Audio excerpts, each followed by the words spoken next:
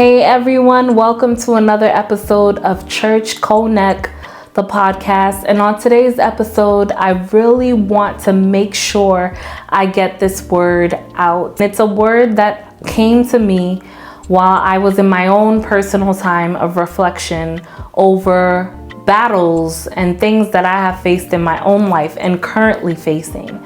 And I said, you know what? This is a word that doesn't stay internal, but it goes out external.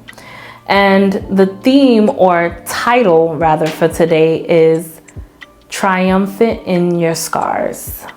Now we all carry scars, all of us, whether it's a scar from a bicycle ride that you fell off of as a child, or a scar that is emotional from a traumatic experience that you might have faced. But the scars that you carry, whether physical or emotional, all carry a significant message. And essentially, whether good or bad, the scars are your triumph. A lot of times in life, we take the time to try to erase the scars, right? When we get a scar on our skin, like let's go back to the child that might have fallen off of the bicycle and sustained a terrible laceration to the face, ending up with a keloid and a terrible scar. We go through the process of removing, right, that keloid, but sometimes you still end up with that scar. The scar from that moment remains with you throughout all of your transitions in life. From childhood to adulthood to old age, the scar remains with you throughout every season in your life, throughout the different transitions that you have faced in your life. It remains. But the scar does one thing that it can't do. It does not overtake you. It doesn't dictate or influence the transitions that happen in your life. Sure, you may have moments of insecurity because of the scar. But once you understand the power that you actually have and can identify your self-worth beyond the scar, you're able to wear it and wear it proudly. This led me to thinking about Thomas for some reason. I was thinking about all this and I started thinking about doubting Thomas. In John chapter 20, Thomas is apprehensive and he's like, all the disciples already saw Jesus. We know that in John chapter 20, Jesus first appears to Mary at first. And Mary is thinking it's a gardener the whole time, until she recognizes when he calls her by her first name, Mary, recognizing that it is the Lord, it is Jesus that's in front of me. And she goes and she tells the disciples that I have seen him. I've seen him. He then appears before the disciples and Thomas was not there. And he appears before the disciples, showing the disciples his wounds, his scars that he sustained on the cross. We know that he was pierced with nails into his hands, right? We know that he was pierced on his side. And so the disciples are seeing the evidence of the scars on him, though he is made new. Now, the interesting part is that Thomas is like, no, I won't believe this until I feel and see for myself. And we know later on that he appears before Thomas and he has Thomas feel his hands and see the nails and feel the pierced scar on his side. And Thomas is able to believe. And why is that significant? Just the fact that Christ appeared before them with all of the scars. It's because he was crucified for me and you. And through his crucifixion, he died, rose again. And he could have rose again where God could have been like, you know what? I'm going to wipe the scars clean, remove everything. But he rose again with the scars and descended as a spirit man with evidence of the scars on him. Because he endured what we have endured here as God, as Jesus in flesh. It was evidence that he endured the the battles. He endured the trauma of the process of the crucifixion. He endured every whipping, every slashing, every curse word, everything that was thrown his way. He endured it. But through him raising again from the dead, it was evidence that death could not hold him down. He was able to triumph over all of the negative experience that he faced from that process of crucifixion, to stand as a witness before the disciples that he has overcome. Your scars are evidence. God is not looking to remove them. When you see a scar, I could count how many scars, right? A lot of these are cooking scars. When you see a scar, it tells a story. That story could be good or it could be bad. But God is not looking to remove it because it was part of your makeup. It's part of the reason why you are who you are. And when you continue to journey and transition, when you continue to walk in the glory of who you are, in the newness of who you are, taking charge of all the goodness that God has given to you and acknowledging that and walking in that power, when you continue to do that, people will marvel. Because the truth is, there are some scars that many of us have really endured that should have taken us out. What Jesus endured on the cross should have taken him out. He should not be able to raise again, to appear before man. He should not be able to still carry the same power. That is what the people wanted. Crucify him, that he would be less powerful. But still today, God, Jesus, remains powerful.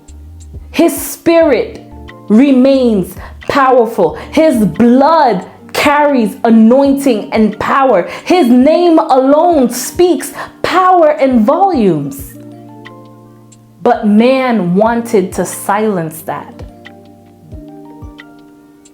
It doesn't matter what you're facing. You could be facing a turbulence right now in your life.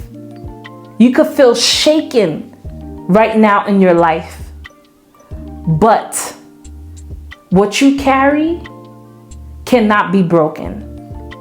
And if you would just continue to walk forward, despite the scars from broken friendships, despite the scars from a broken marriage, despite the scars from your childhood, despite the scars emotionally, physically, mentally, whatever the scars are that you carry, good or bad, they are for your good. And others will marvel, like Thomas. I gotta see it to believe it. They'll hear about it. They'll hear that you got the business. They'll hear that you're doing all these marvelous things for the Lord. They'll hear that your feet has touched in places that no other man has been. They'll hear about it, and then they'll want to get close enough to want to touch and see for themselves. A lot of them will. And in that, use your discernment. You're using your discernment because some people come close because they marvel in disbelief, and some people come close because they want a taste. If they could just catch a taste of that, a touch of that, to understand, then they think that they can carry the same thing you carry. But what God put inside each and every single one of us is so uniquely designed. We all are just so uniquely designed with a unique purpose. A unique purpose. And so many times, when we find ourselves in these moments of turbulence, it can feel as though our purpose is shaken. But in the moments of turbulence should be when we latch on the most and not allow the insecurities, the doubt, flaws, and scars to take hold and precedence over our destinies. Because your destiny is precious to God. He's not looking to remove the obstacle. He's not looking to remove the battle and the scars that you face. You went through it. But the fact that you are still standing is testament to your ability to overcome and triumph over difficult moments and seasons.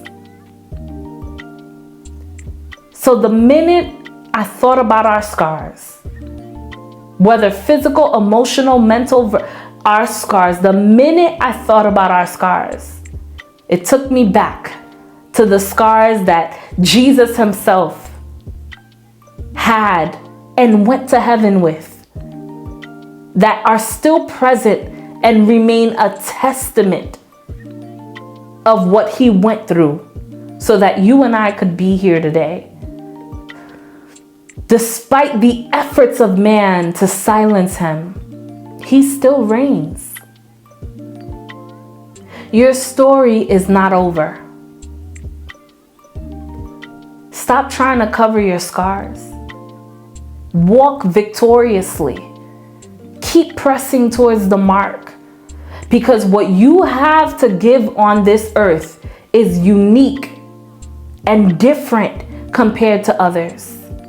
Do not be overwhelmed by what you see others doing, but use your scars as a catalyst to propel you literally forward into your next destiny, into your next dimension, into your next journey. Because nothing is accidental. But if we would take the time to listen, you have to think about what Jesus went through. He had to really be in tune.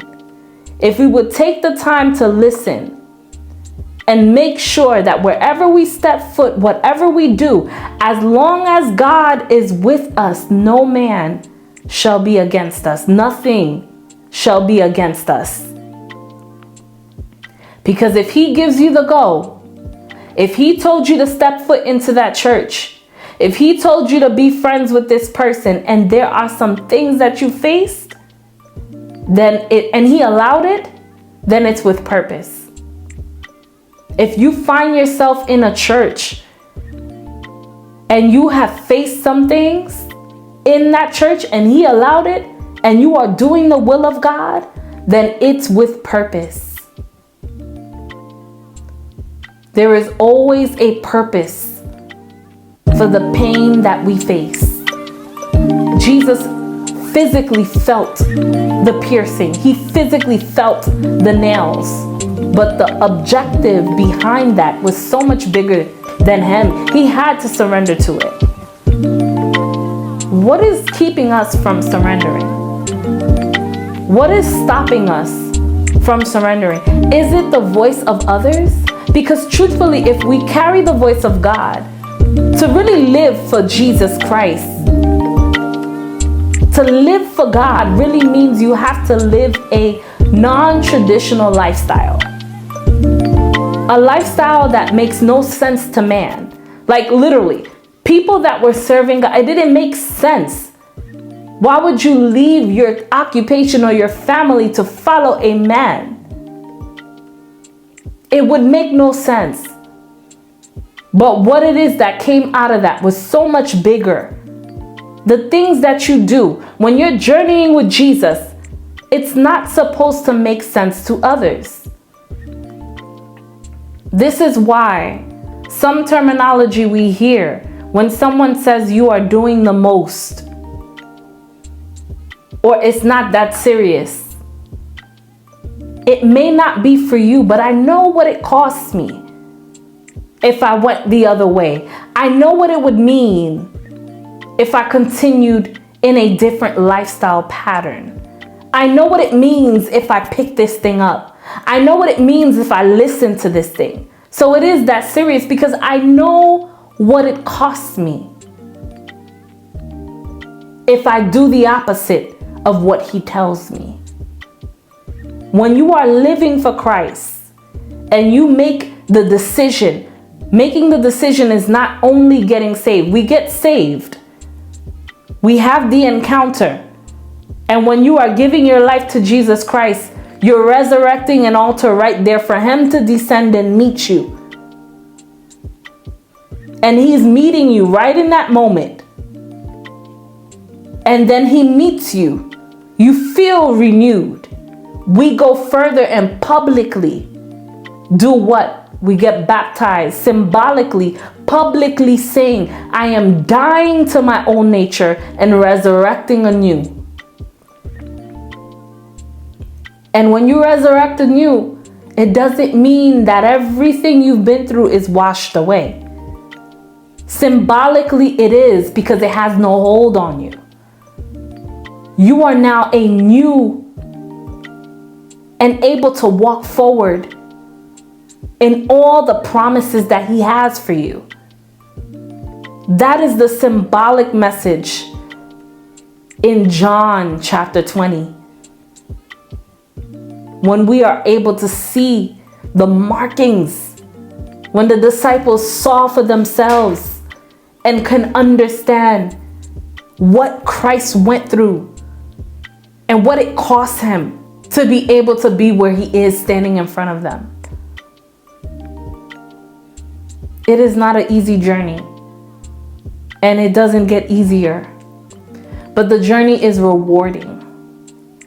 And I only want to encourage you to wear your scars well, because they symbolize your triumph. They symbolize your ability of overcoming. They symbolize your strength. Do not be overwhelmed or succumb to them, but rather continue to walk in your new, trusting that all of what God has for you is indeed for you. And he will ensure that your steps remain ordered. As long as you align your desires with his, he will never forsake you. I pray this was a blessing to you.